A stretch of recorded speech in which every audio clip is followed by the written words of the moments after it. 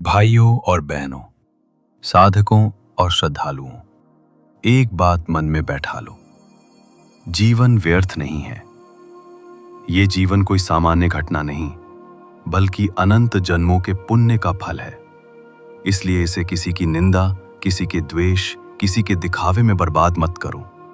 जो लोग भगवान के विरोधी हैं, जो संतों की निंदा करते हैं, जो जीवन भर दूसरों की खामियों पर दृष्टि रखते हैं, ऐसे लोगों से दूरी बना लो। उनके पास बैठने से चित्त मलिन हो जाता है और मलिन चित्त में भगवान की छवि नहीं टिकती। हमें साधना करनी है, केवल भगवान का स्मरण करना है। लेकिन इस स्मरण के मार्ग में सबसे बड़ा विघ्न क्या है? प्रपंच, प्रतिष्ठा, निंदा और मान अपमान की सोच। ये सब भीतर ना आने दो।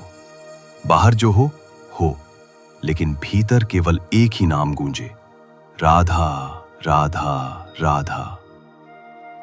तुम पूछोगे, क्या इस युग में भी संभव है कि कोई व्यक्ति हर समय प्रभु को याद करे?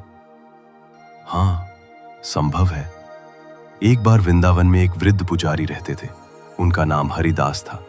वृद्धावस्था थी, शरीर कांपता था, आंखें धुंधली थीं, लेकिन उनके होठों पर हर समय राधे राधे चलता रहता था। एक दिन किसी युवक ने पूछा, बाबा, आपको दुनिया की कोई खबर नहीं? न राजनीति, न समाचार, न समाज का हाल। हरिदास मुस्कुराए, बोले, बेटा, जिस संसार की कोई गारंटी नहीं, उसके हाल जानकर क्या करना? मैं तो उसी का हाल जानना चाहता हूं जिसके चरणों में ये सारा संसार पड़ा है। क्या उत्तर था! वो वृद्ध थे, पर उनकी चेतना दिव्य थी। वो हमें सिखा गए कि भगवान की स्मृति में ही जीवन का वास्तविक रस है। अगर प्रभु के चरणों की स्मृति बनी रहे तो फिर कोई भी चिंता तुम्हें छू नहीं सकती। लेकिन ध्यान रखना, जब तुम प्रभु की ओर कदम बढ़ाओगे तब माया भी ताक में रहेगी। तुम जैसे ही स्मरण में तन्मय होगे, वैसे ही कोई तुम्हारी निंदा करेगा, कोई तुम्हारा अपमान करेगा, कोई तुम्हारे ऊपर दोष मढ़ेगा, कोई तुम्हारे भजन पर हंसेगा। लेकिन तुम रुकना मत। भजन का मार्ग सीधा नहीं, लेकिन सबसे मधुर है। इसमें कांटे हैं, पर अंत में फूल खिलते हैं। उसमें सुगंध है, पर पहले पीड़ा है। जैसे गुलाब कांटों में खिलता है, वैसे ही भगवत प्रेम संसार के कांटों के बीच खिलता है। तुमने कभी सोचा है कि जो भगवान को गाली देते थे, उनका अंत क्या हुआ? कंस ने प्रभु से बैर किया, पर हर समय प्रभु का स्मरण किया।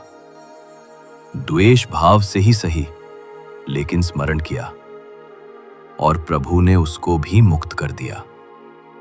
तो तुम जो प्रेम से, श्रद्धा से, विश्वास से स्मरण करोगे, क्या प्रभु तुम्हें अनदेखा करेंगे?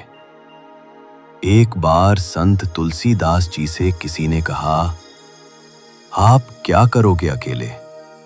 ये राम नाम तो कोई नहीं सुनता। अब तो लोग धन दौलत के पीछे भागते हैं। तुलसीदास जी बोले, एक दिन ऐसा आएगा जब यही राम नाम संसार का एकमात्र सहारा बनेगा। जो इसे अपनाएगा वही बचेगा, बाकी सब भटकते रहेंगे।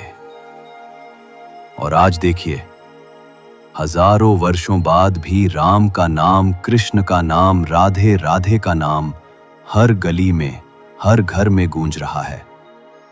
भक्त कभी हारता नहीं, भक्त बस थमता नहीं। नरसिंह मेहता को समाज ने बहुत सताया, लोग मजाक उड़ाते थे। एक बार संतों को बुलाया गया, झूठी हुंडी दिलवाई गई। सोचा गया कि नरसिंह अब शर्मिंदा होंगे, लेकिन नरसिंह जी ने प्रभु की ओर देखा और बोले, अब तू ही मेरी लाज रख। उन्होंने वो सोने की मोहरें तैयार की जो उनके पास थी नहीं, लेकिन ठाकुर जी ने पूरी लीला रच दी और द्वारिका में साक्षात सामड़ शाह सेठ बनकर वो मोहरें पहुंचा दी। प्रभु ने अपने भक्त की लाज रखी। भाइयों और बहनों, जब तक तुम दुनिया से आशा रखते रहोगे, तब तक तुम्हारा हृदय दुखी रहेगा, क्योंकि ये संसार कभी तुम्हारे अनुरूप नहीं चलेगा। लेकिन जैसे ही तुम केवल प्रभु से जुड़ जाओगे। संसार से कोई आशा नहीं रखोगे। फिर देखो, हर परिस्थिति तुम्हें आनंद देने लगेगी। जब तुम्हारा मन और बुद्धि प्रभु को समर्पित हो जाती है, तब एक अद्भुत स्थिति बनती है। मन बुद्धि सहित प्रभु चरणों में समर्पित। उस समय न सुख बहकाता है, न दुख गिराता है। जीवन में स्थिरता आ जाती है। यही तो है भगवत जीवन, स्थिरता में मस्ती। तब ना कोई निंदा चुभती है, ना अपमान। तब हर बात में लीला नजर आती है। तब हर वियोग में भी कोई विशेष संयोग छुपा नजर आता है। जो साधक इस स्थिति को प्राप्त कर लेता है, वो जीवन मुक्त हो जाता है। फिर चाहे शरीर संसार में हो, चित्त तो प्रभु के धाम में रम रहा होता है। अब प्रश्न उठता है, ये स्थिति कैसे आए? बहुत सरल उपाय है।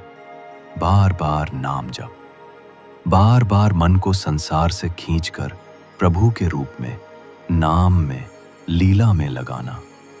अभ्यास करते रहना, यही साधना है। जब तुम इस तरह अभ्यास करते जाओगे, तो एक समय ऐसा आएगा जब तुम्हारा चित्त स्वतः भगवान की ओर दौड़ने लगेगा। फिर न तुम्हें याद करना पड़ेगा, न तुम्हें जबरन बैठकर भजन करना पड़ेगा। तुम्हारा रोम रोम राधे राधे जपने लगेगा। अंत में बस एक बात कहूंगा, अब तुम निर्णय ले लो। अब चाहे कुछ भी हो जाए, ये शरीर रहे या ना रहे, ये संसार साथ दे या ना दे, अब हम भगवान की स्मृति नहीं छोड़ेंगे। अब हम भूल नहीं करेंगे। अब हम वही मांगेंगे जो सबसे कीमती है, अखंड स्मृति। बस ये स्मृति बन जाए तो समझ लेना तुम्हारा जीवन सफल हो गया। और जब ये स्मृति टिक जाती है, तो तब प्रभु अपने आप तुम्हारे भीतर प्रकट हो जाते हैं। राधे राधे।